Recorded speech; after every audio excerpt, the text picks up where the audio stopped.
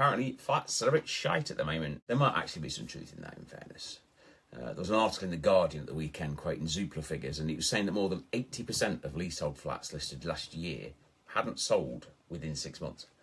And that's just not one newspaper trying to scare the crap out of everybody. The latest official house price figures, they've shown flats and maisonettes in England are down just over 2% year on year, whereas terraces, semis, they've gone up. So flats are underperforming houses. That is a fact. But it's where you've got to be careful now with statistics, because more than 80% not selling within 6 months doesn't mean flats have lost 80% of their value. It's just a measure of how quickly they're selling.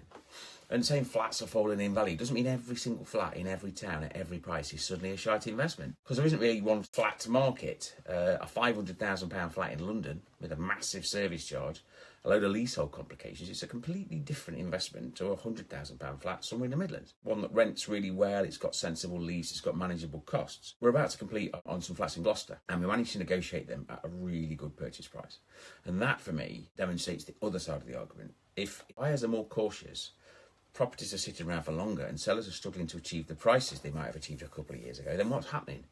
You potentially got negotiating power. Something being unpopular doesn't necessarily make it a bad investment. It might just mean you can buy it at a better price. In fact, I'm going to go and look at another flat in West Fitchford in Nottingham on Thursday. And on paper, there's potentially a bit of value in it. It needs a little bit of work, but if we can negotiate it at the right price, then it can make a really good investment. I don't know that yet, which is why I've got to go and look at it.